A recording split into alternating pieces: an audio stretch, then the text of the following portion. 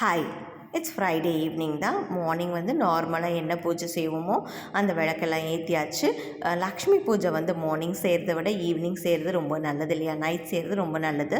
So நான் இன்றைக்கி night செஞ்சுக்கலான்னு plan பண்ணிவிட்டேன். ஸோ 4 o'clock ஒரு டீ எடுத்துகிட்டு நைட்டுக்கு தேவையான பிரேக்ஃபாஸ்ட்டுக்கு என்னென்ன தேவையோ அதெல்லாம் கட் பண்ணி அந்த வேலையெல்லாம் முடிச்சு வச்சாச்சு.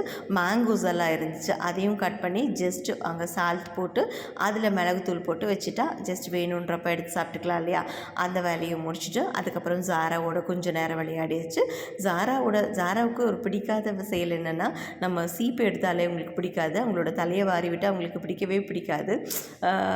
அவங்களுக்கு ஒரு அலர்ஜின்னே சொல்லிக்கலாம். ஆனால் தலை சீவாமல் விடக்கூடாது, அப்படி விட்டுட்டால் ரொம்ப சிக்காயிடும், அது ரொம்ப ப்ராப்ளமாக இருக்கும் அவங்களுக்கு. ஸோ எப்படியோ நாங்கள் சீவி விட்டுடுவோம். ஆனால் இது ஃபன்னுக்கு தான் பண்ணிகிட்டு இருந்தோம். ஆல்ரெடி கோம் பண்ணி விட்டுட்டோம் மார்னிங்கே.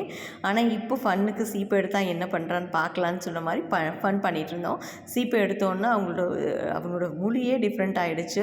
திருன்னு முழிக்க ஆரம்பித்தாங்க. எங்கே என்னை பிடிச்சி தலை சீவி விட்டுடுவாங்களோன்னு சொல்லிட்டு திருன்னு பார்த்துட்டு அதுக்கப்புறம் ஒரே ஓட்டமாக வீட்டுக்குள்ளே ஓடி போயிட்டாங்க. ஸோ என்ன சொல்லலாம், ஜாராவை ஒரு ஸ்ட்ரெஸ்ஸில் இருக்கும்போது ஒரு ஸ்ட்ரெஸ் பர்ஸ்டர்னே சொல்லிக்கலாம். அவங்கள பார்த்தாலே நமக்கு என்ன ஸ்ட்ரெஸ் இருந்தாலும் எல்லாமே மறந்து போயிடும். ஸோ அந்த மாதிரி அவங்களோட கொஞ்சம் நேரம் ஃபன் பண்ணிவிட்டு அதுக்கப்புறமா நைட் பூஜையை ஸ்டார்ட் பண்ணியாச்சு. நைட் பூஜை மார்னிங், அதாவது 6 o'clock மறுபடியும் விளக்கேற்றும் இல்லையா, விளக்கெல்லாம் ஏற்றிட்டு அதுக்கப்புறமா 8 to 9 வரைக்கும் தான் உப்பு தீபம் ஏற்றணும். ஸோ ஷார்ப்பாக 8 o'clock நான் உப்பு தீபம் ஏற்றிட்டேன். உப்பு தீபம் உங்களுக்கு எப்படி ஏற்றணும்னு தெரியும் இல்லையா. லக்ஷ்மி படத்துக்கு முன்னாடி ஒரு பெரிய அகல் விளக்கில் உப்பு போட்டுக்குங்க, அதுக்கு மேலே அக்ஷதை போட்டுக்குங்க, அதுக்கு மேலே ஒரு குட்டி இன்னொரு விளக்கு வச்சு அதில் நம்ம விளக்கு ஏற்றிக்கணும். 8 to 9 மணி வரைக்கும் அதாவது 1 hour எரியிற மாதிரி பார்த்துக்கணும்னு சொல்லி ப்ரீவியஸாக வீடியோலேயே சொல்லியிருந்தேன் இல்லையா. ஸோ அழகாக என்னோடய பூஜையெல்லாம் முடிச்சுக்கிட்டேன். அதுக்கப்புறமா என்னென்னா, என்றைக்குமே அடுப்போட வலதுபுறத்தில் நீங்கள் கல்லுப்பு வச்சுக்கோங்க, அது ரொம்பவே நல்லது. அந்த இடத்துல மகாலட்சுமி வாசம் செய்வாங்க. அப்புறம் ஹால்லேயும் நீங்கள் கல்லுப்பு வச்சுக்கோங்க. கல்லுப்புக்கு பின்னாடி கண்ணாடியும் வச்சுக்கோங்க. அந்த கண்ணாடியில் அந்த கல்லுப்பு தெரிகிற மாதிரி வச்சுக்கோங்க, இல்லை கண்ணாடி இல்லைனாலும் பரவாயில்ல. ஸோ வீக்லி ஒன்ஸ் நீங்கள் அதை சேஞ்ச் பண்ணிடணும். அதுக்கப்புறம் பிரேக்ஃபாஸ்ட்லாம் ரெடி பண்ணிகிட்ருக்கோம்.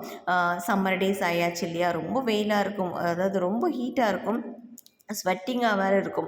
எல்லாம் ரெடி பண்ணி கம்ப்ளீட் பண்ணிவிட்டு அதுக்கப்புறம் நம்ம வெளியே போய் அந்த வெளியே காற்றுல பால்கனியில் நிற்கும் போது அந்த நேச்சரோட அந்த காற்று வந்து நம்ம மேலே படும் இல்லையா.